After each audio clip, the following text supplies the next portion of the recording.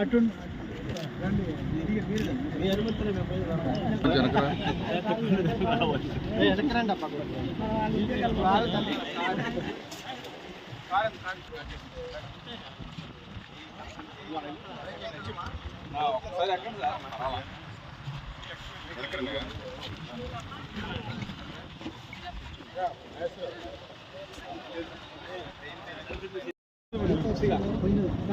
అయిపోతుంది మీ దిగుబడి అయిపోతుంది సార్ ఉన్న సార్ దేనికి ఇస్తుంది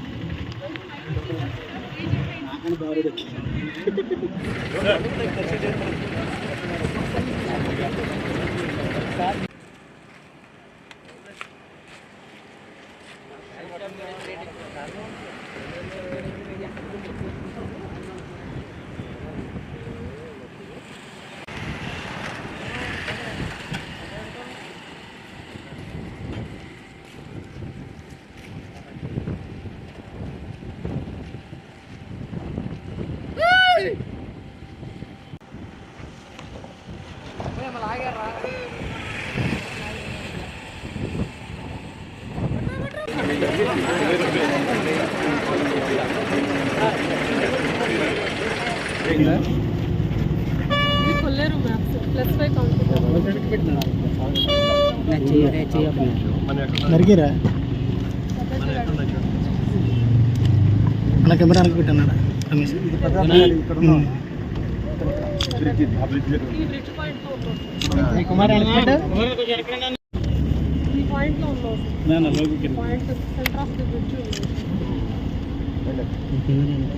ఇటు వచ్చేసరికి ఇటు పైన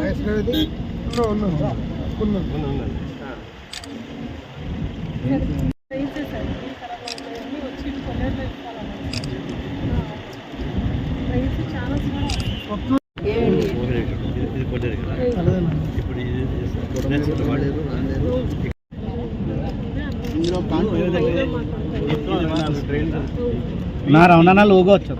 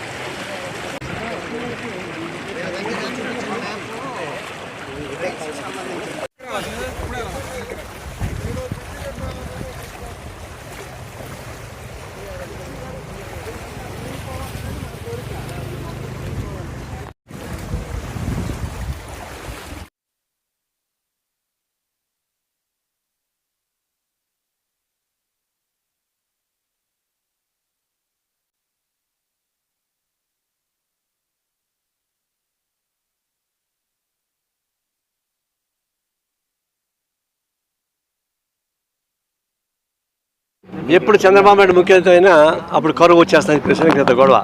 చంద్రబాబు ముఖ్యమంత్రి కావడం కరువు వస్తుందని. ఈసారి అతివృష్టి వచ్చేసింది. ఆయన ముఖ్యమంత్రి కానీ ఎలవలు వచ్చి మొత్తం కొట్టుకుపోతున్నాయి. ఒక విధంగా మంచి వర్షం మంచిదే. ఇప్పుడు కొల్లేరులో ఉన్నాం.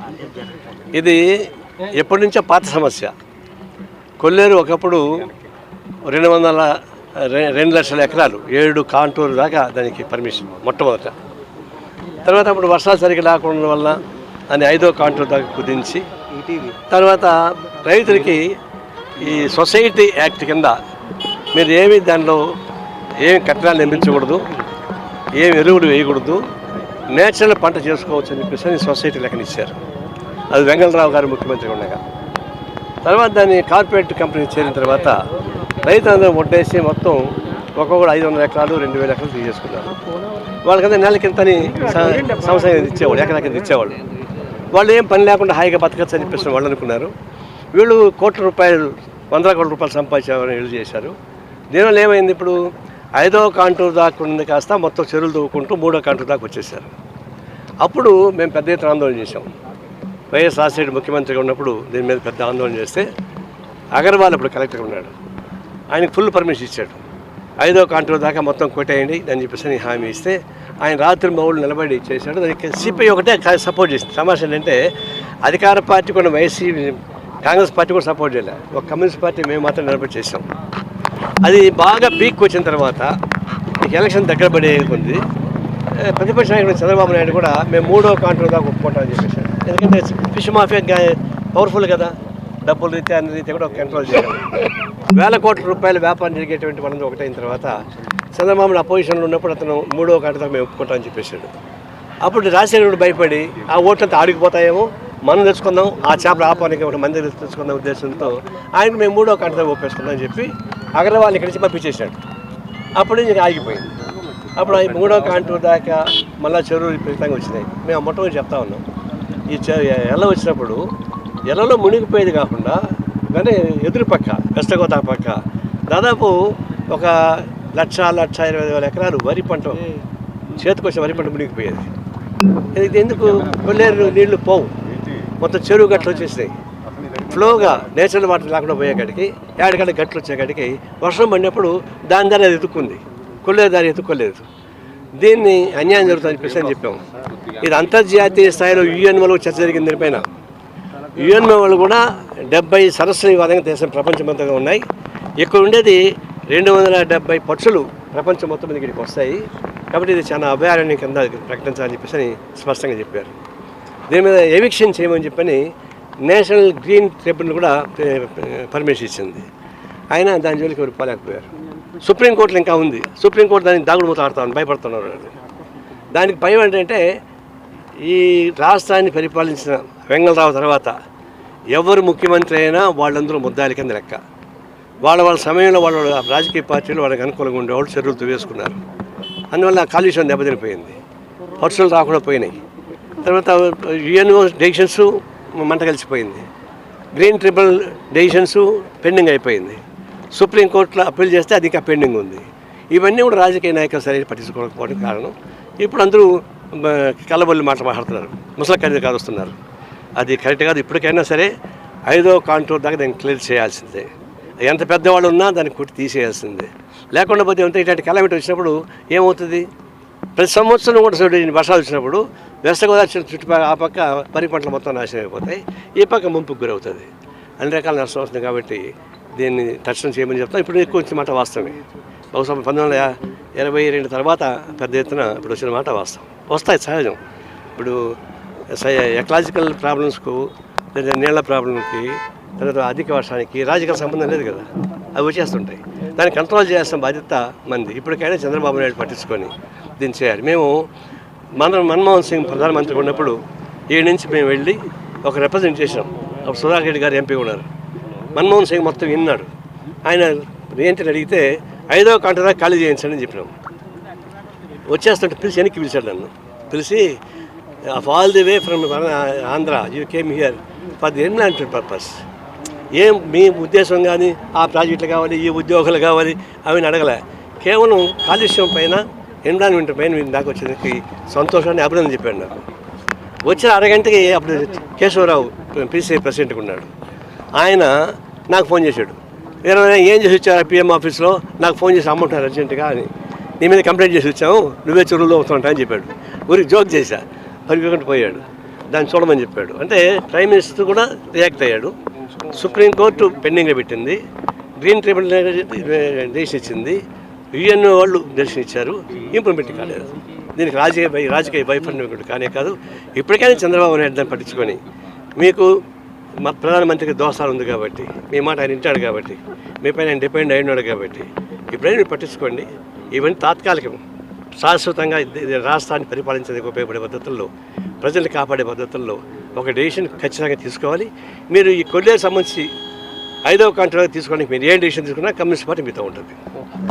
సిపిఐ నాయకత్వము, రైతు సంఘం నాయకత్వము, నారాయణ గారు, రావుల వెంకయ్య గారు, ముప్పాళ్ళ నాగేశ్వరరావు గారు, వనజ గారు, అదేవిధంగా 3 జిల్లాలు, ఇక్కడ ఏలూరు జిల్లా, ఎన్టీఆర్ జిల్లా, కృష్ణా జిల్లాల పార్టీ కార్యదర్శులు అందరం కూడా ఇదే కొల్లేరు నుంచి బుడమేరు వరకు కూడా పర్యటన చేస్తూ ఉన్నాం. ఈరోజు ముఖ్యంగా మొన్న పెద్ద ఎత్తున వరదలు వచ్చిన సందర్భంలో రాష్ట్రంలో ఉన్న 26 జిల్లాల్లో 7 జిల్లాలు అతలాకుతలమైపోయినాయి.